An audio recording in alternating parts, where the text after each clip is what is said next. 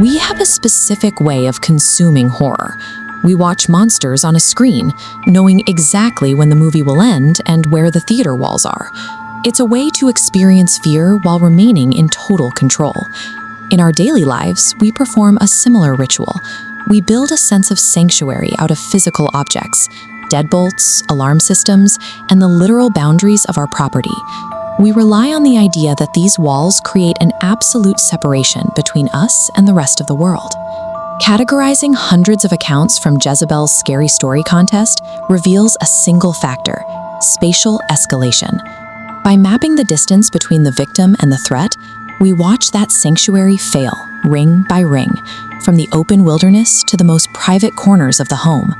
As that distance shrinks, the fear changes. Proximity removes the time you have to react, and it slowly exposes just how little control you actually have over your environment. The outermost ring is the wilderness. This is the zone where we have no architectural protection at all, no doors to lock, and no social safety nets to rely on. This is where a couple on a kayaking trip found themselves on Lake Superior. They attempted a shortcut across open water just as the weather turned, only to find themselves pushed against a miles-long rock wall with no place to land and no way to climb out. For 5 hours, they were trapped in an inflatable boat, sitting in waist-deep, 60-degree water. Every wave undoes their progress, and because they are in the wilderness, there is no one to hear them and nowhere to retreat. The terror here comes from environmental indifference. A human intruder might have a motive or a moment of hesitation, but the wind and the freezing water are simply following the laws of physics. They aren't trying to hurt you, they just don't know you're there. At this distance, your personal history and your plans for the future stop mattering. You are forced to confront the fact that your body is just another physical object at the mercy of the elements. As we move inward, we hit the perimeter. This is the line where the outside world meets the domestic sanctuary, the back deck, the porch, and the windows. One woman looked out her bathroom window in the middle of the night and saw a figure at the cat food bowl on her deck. She expected a raccoon. Instead, she saw a grown man in a hoodie, crouched on all fours, eating the kibble directly out of the bowl without using his hands. This is a violation of the social contract. It's the realization that a human threat is behaving with an animalistic unpredictability, and they are doing it right on the other side of a thin pane of glass. The perimeter can be even more porous. In the dog door account, a mother realizes that while her back door is locked, it contains a large pet flap with no way to secure it. She stands in her kitchen only to see a stranger's arm lazily and purposefully reaching through that flap from the outside. At this stage, the deadbolt on the door becomes a secondary detail. The house itself has an exploitable flaw in its design, turning a convenience for a pet into a direct path for an intruder. Perimeter horror forces us to see our homes differently. We realize that the barriers we trust are often just psychological suggestions that a truly determined person can simply ignore.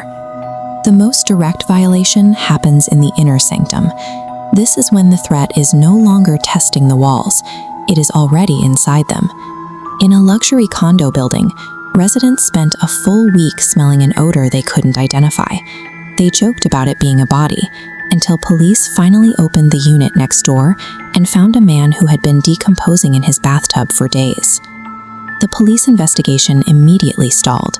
The man had lived there for nearly a decade, but he had no social media, no family contacts, and his one instruction, to call the VA, led to a dead end. The agency had no record of him existing at all. He had been living in the center of a crowded building as a complete ghost. But the deepest breach occurs in the bedroom. In accounts like Just Doing Its Job, the threat doesn't just enter the home, it attempts to occupy the victim's most personal space while they are most vulnerable.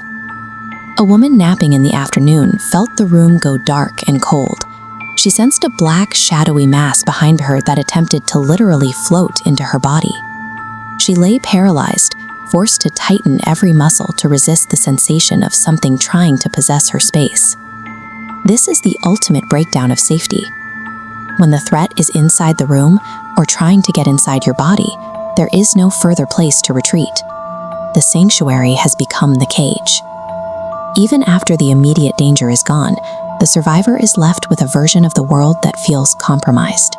The boundaries they used to rely on are now just reminders of where the world was able to get in. This results in a practical, daily paranoia.